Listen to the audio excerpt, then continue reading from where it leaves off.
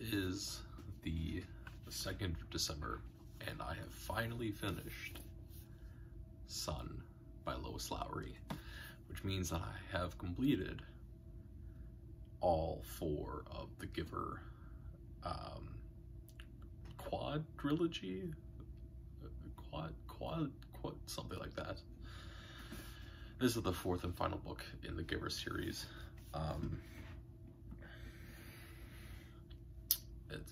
Lois Lowry reportedly did not initially intend to write any sort of follow-up to The Giver.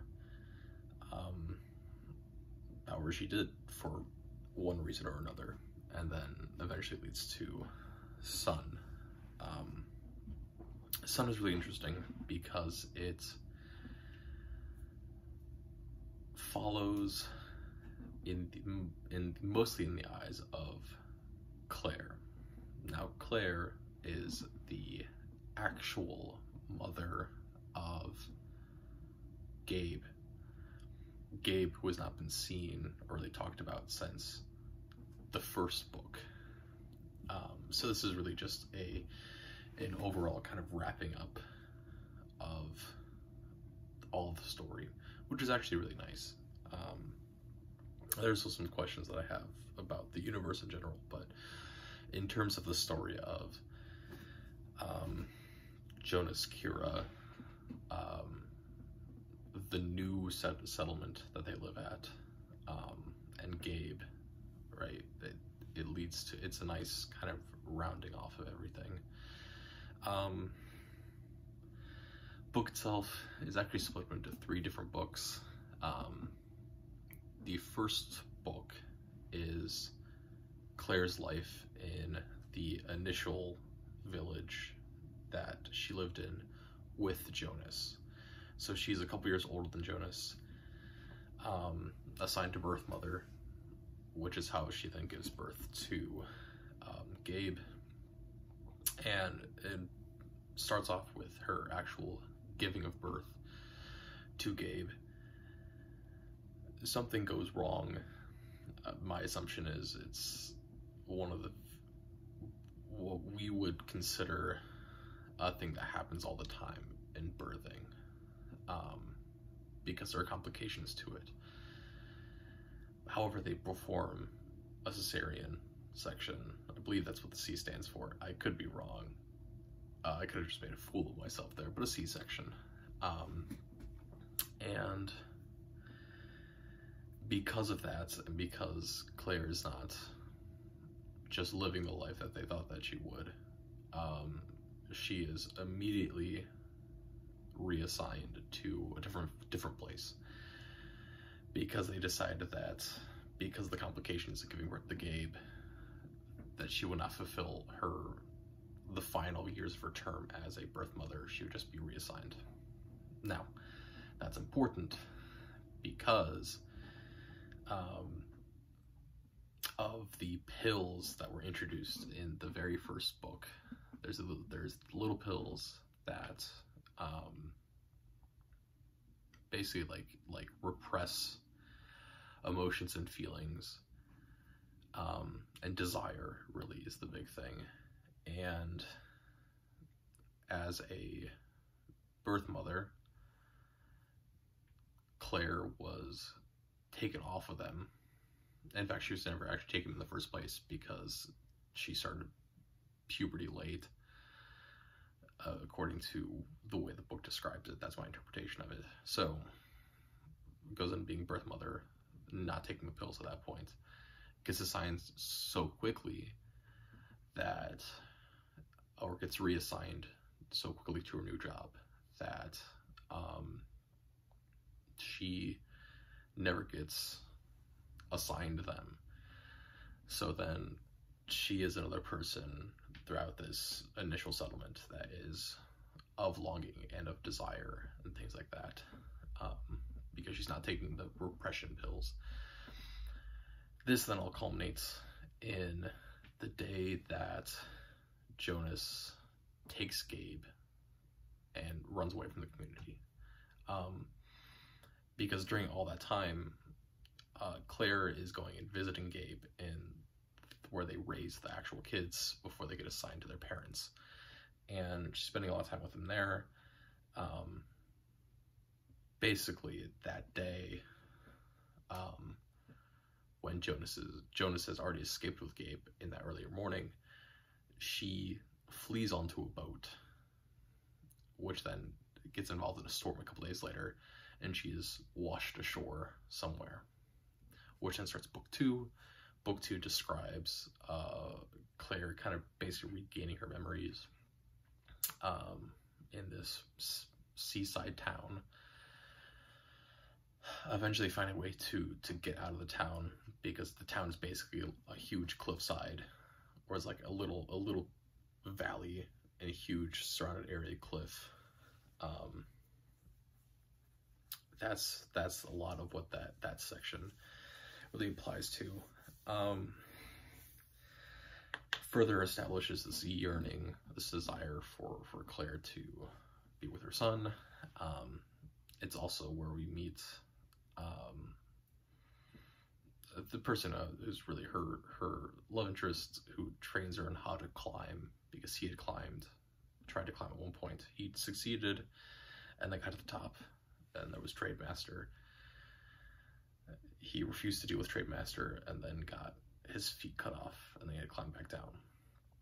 So he trains and then warns Claire of what eventually comes, right? Then we get to, so that's book two, is that she eventually gets able to climb up to the top, and is then confronted by the Trademaster, in which she gives up her basically her livelihood. She gives up her youth in order to go and meet Gabe. So she goes from, at this point she's about 20 something years old, early 20s, and she gives up everything, her entire life effectively, to go and find Gabe with the Trademaster. That's that.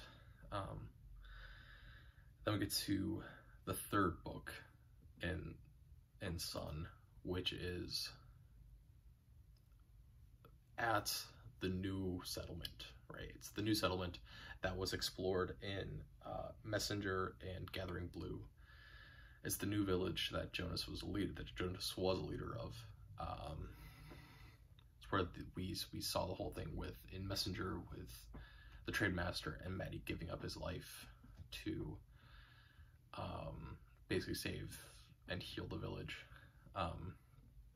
So this third book, it switches between a couple different perspectives. It mostly goes with Gabe, but then it does transfer to Claire's perspective, I think, at 1 or 2 points. And then I think it even switches to Jonas at 1 or 2 points. But yeah, so basically what ends up happening is that Claire eventually works up the courage to talk to Jonas. This is after years of being there. Jonas realizes that the Trademaster is still out there, is trying to help Claire, but in order to help Claire, he also has to help Gabe.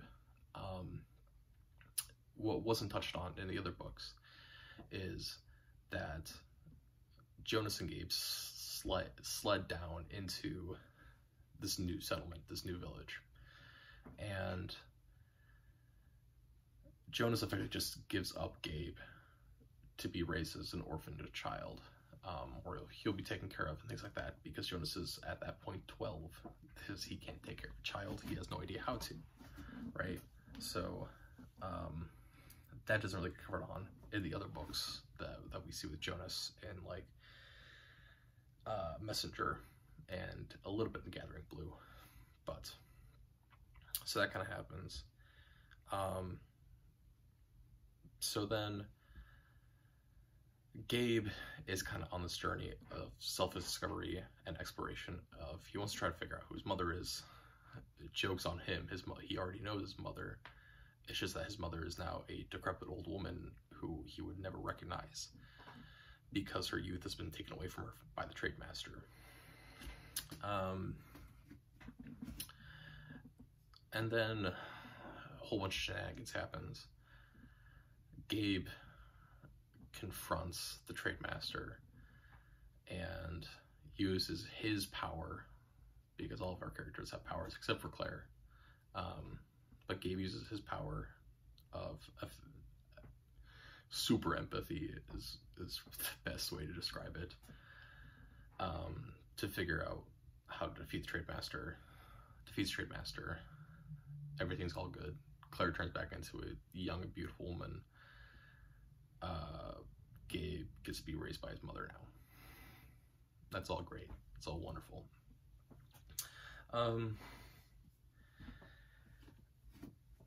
Story-wise, right, I think this is the second best out of the Giver series. I would still put the Giver in front of it, just because I think it's a lot easier to take in a sitting and really work with.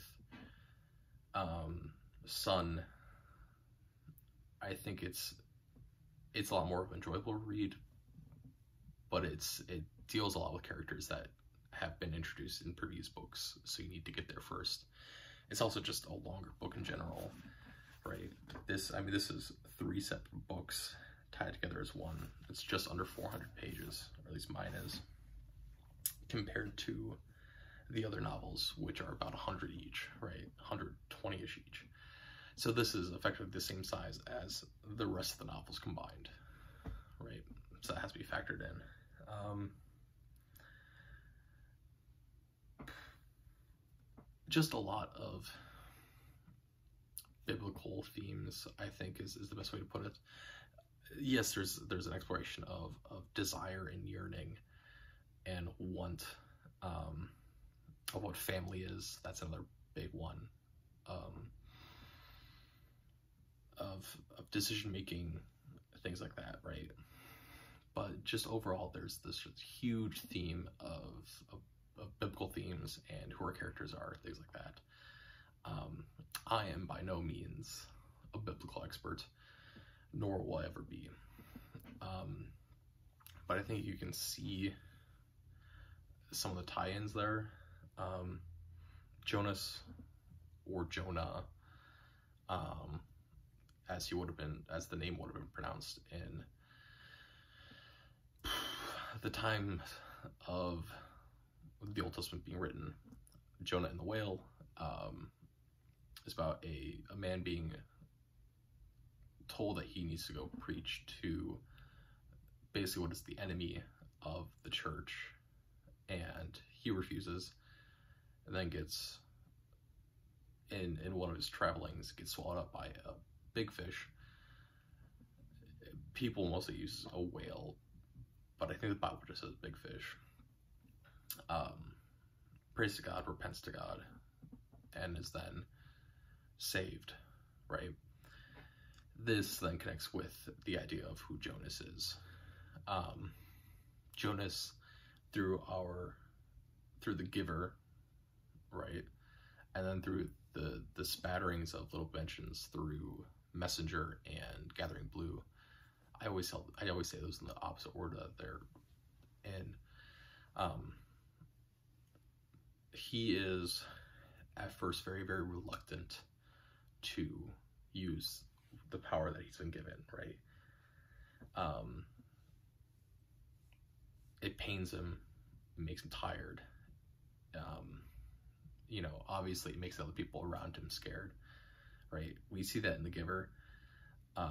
Gathering Blue, I don't think it's mentioned, but I think in Messenger, I think that this idea is kind of mentioned, in which he is afraid to use it, things like that.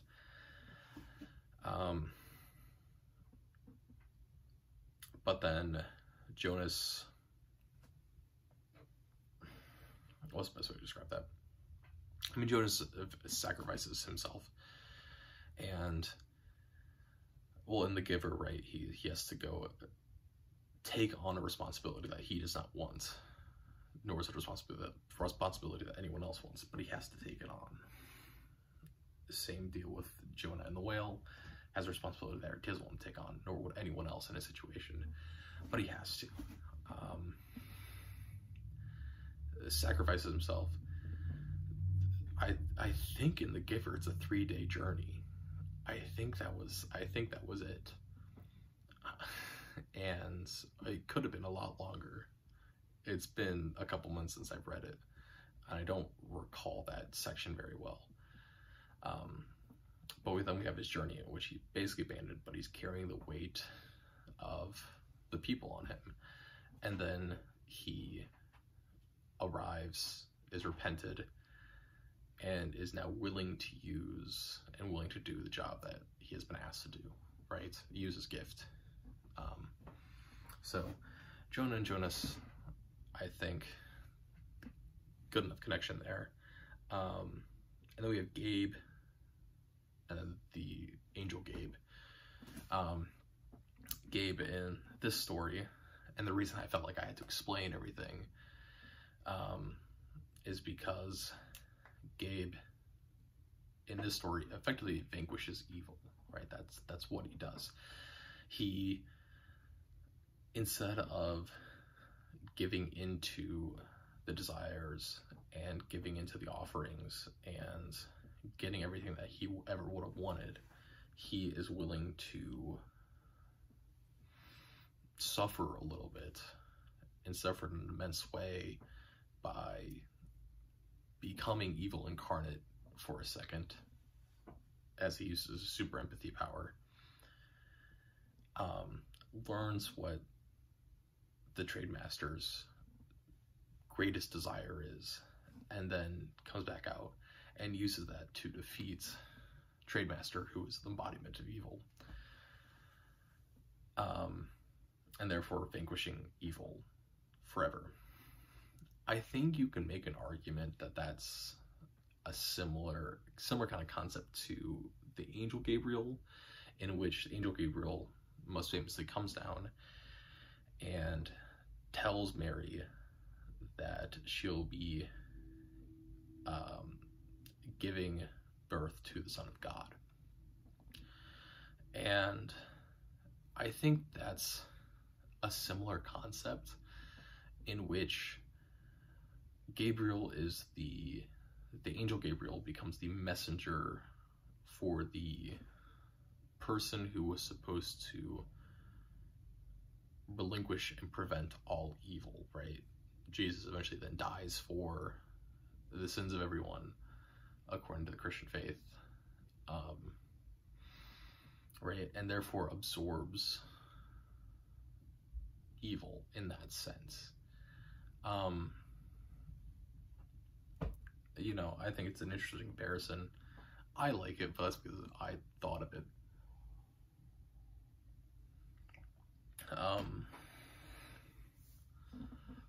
Yeah. And then we have Claire and Clara. I know Clara's in the Bible. I'm not too familiar with it because women just get passed over in the Bible, unfortunately.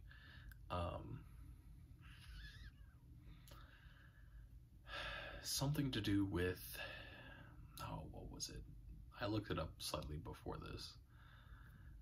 It's something to do with family, and I don't know. I'll add it on to the end of this, I think. But I think it's another connection. All right, I remembered what I wanted to say. So, Claire or Clara, right, in the Bible, gives up a well-off life, right? She is pampered and protected and things like that, to then live the life of Monisset, but basically a life of service. And she gives up everything to follow that life. There's a whole thing about her hair, and then there is, she eventually becomes a saint, right? Saint Clara. Once again, really ties in well with who Claire is. I should also say Saint Clara, the biblical figure, also has a whole thing of where she relinquishes the robes of the wealthy and then dons the robes of the poor and wears very standard stuff. Claire, in our story, right, is a birth mother well taken care of, doesn't have to do a whole lot. I wouldn't say lives a life of luxury, but it's definitely like a pampered life in which she's not really doing a whole lot. And that's suddenly stripped away from her, as then lives in and works for the hatchery, which then eventually becomes, she eventually then leaves and lives on the second settlement that she lives in, the Sandy Beach area. And I think that really kind of connects all of that really well.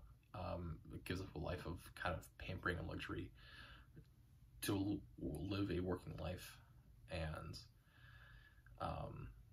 but still has a lot of desires, but still works constantly. And then the hair thing, the trade master initially wants her hair for the trade, because the Claire has very, very wonderful, beautiful hair.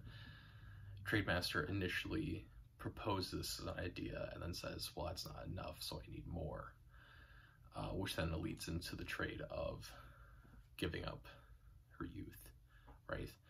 So that's that. But yeah, I think those three main characters, I think, have really, really big religious connection to them. I can't say that for certain, right? I'm not Lois Lowry, but I think those connections are there, right? So that's that. Like I said, I would put this as the second book, as the second best book out of the Giver series, out of the four of them. I really do think it's like Giver, Sun, and then A Lot, and then Messenger, Gathering Blue. I still didn't like the two middle ones, but I think those seem much more world building esque rather than a tight knit, contained story. So that's that. Finally done with the Giver series. I mean, it's taken me almost a year to read through the entire series, and most of that's just because I was putting off this book for so long. But what can you do? So that being said, I think this gets 7. I think I rated the Giver at 7, so I think I'm also going to rate this at a 7, maybe like a 6.95. But yeah. I mean, lots of general themes, but also heavy religious undertext, at least in my mind and how I view it. The other books, maybe not so much. Maybe the whole thing with Matthew, I don't remember. But yeah.